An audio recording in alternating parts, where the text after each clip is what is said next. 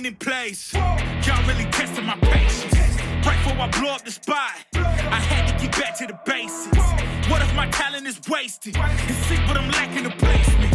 Thoughts as I rap in the basement, but my come up is legend, is greatness. I don't care now, it's pedal to the metal. I can never quit now, I will never settle. Puppet to the game, I'm pulling strings like Geppetto. We in the same game, but I'm on a different level. I passed it. Gotta keep grinding till I'm laid up in the casket. No fake round, but you feeling too plastic. Yeah, y'all feeling too plastic. They say my style crazy, but then it's straight jacket. Wow. Why you still testing my patience? Trying to turn me into something I ain't trying to be. All the hate is a heavy rotation. You gon' lose yourself, quit testing me. Don't make me lose my mind. Don't make me lose my mind. Don't make me lose my mind, cause I'm looking like Wesley, test me. Don't make me lose my mind. Don't make me lose my mind. Don't make me lose my mind, cause I'm looking like Wesley, test me.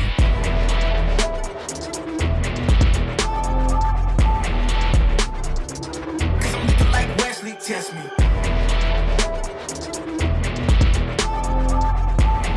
Don't make me lose my mind, cause I'm looking like Wesley, test me.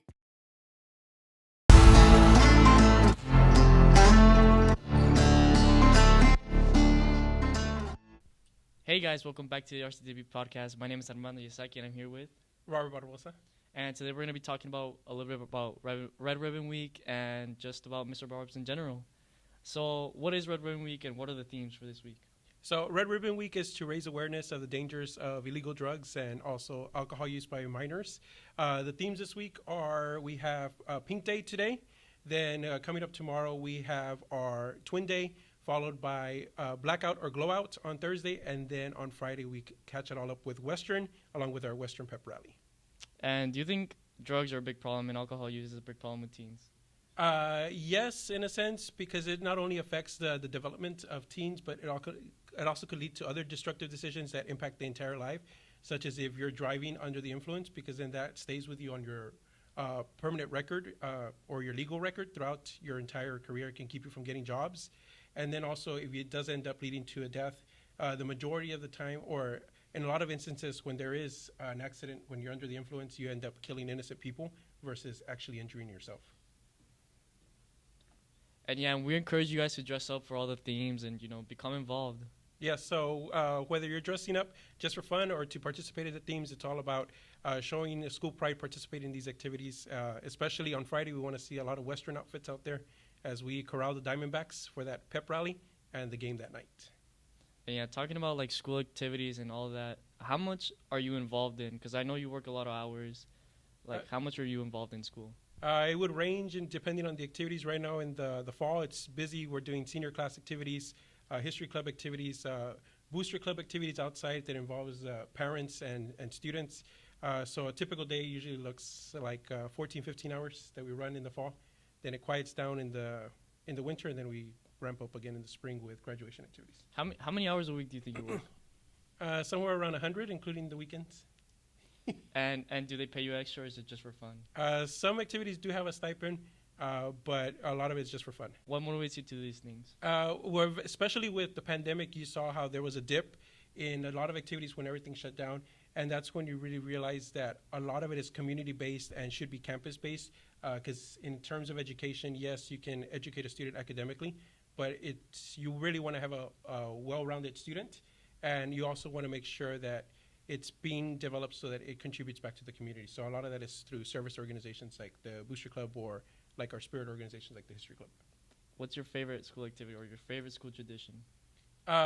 Most recently, the one that I like the most has been Senior Cowabunga that we had last year, that water day to close out the last day of school. Even though we kept it to a short hour, I think it was really allowing the seniors one last opportunity before they graduated. That it was kind of going back to the old type of field days that they had when they had in elementary. So I think that was a great, in a sense, blast from the past.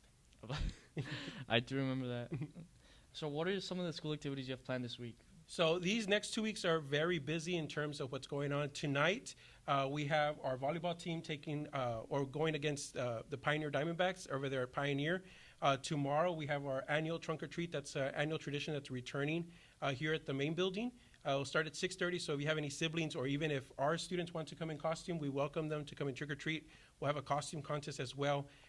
Then Thursday, we have our JV and our sub-varsity teams taking on Pioneer here and away. And then on Friday, we have our Snakeskin Classic at Richard Thompson Stadium. Then we kick off again next week with our Mum and Garter workshop on Tuesday, where if you have not yet bought your Mum and Garter for homecoming festivities, you can come in, make one after school in the Rattler Hall on Tuesday of next week.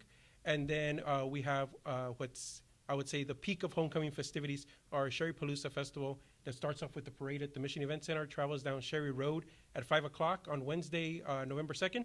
And then we have our festival that we're planning. We have a lot of live performances coming. We have Mars Overdrive, a local rock band that does covers and also their own music, performing from 6 to 9.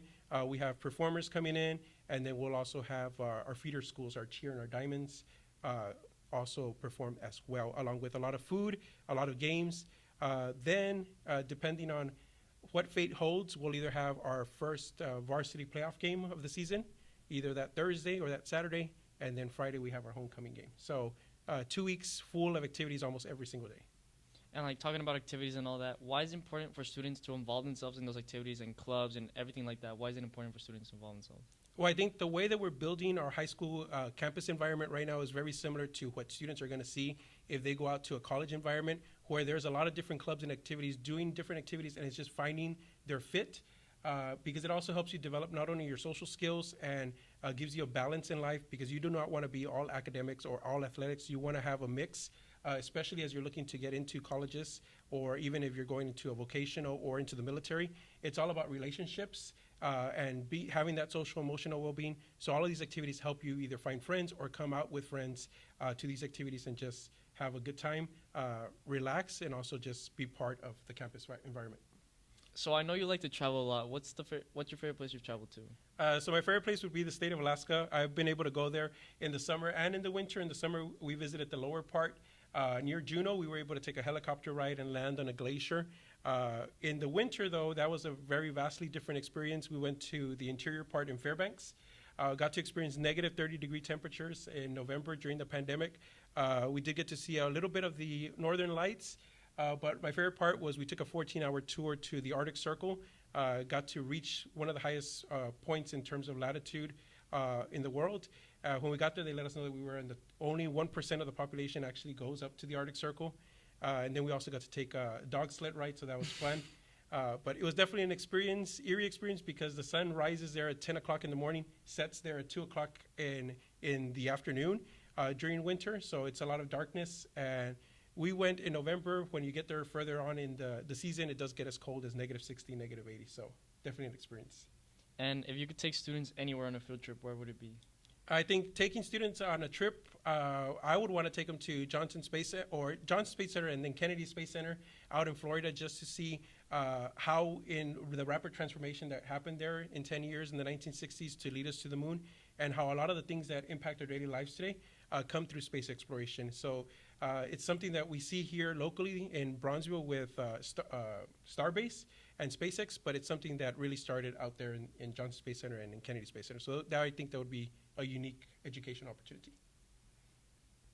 Thank you, Mr. Rosa, for answering some of our questions and being here with us. And thank you guys for watching, and we'll catch you on the next one.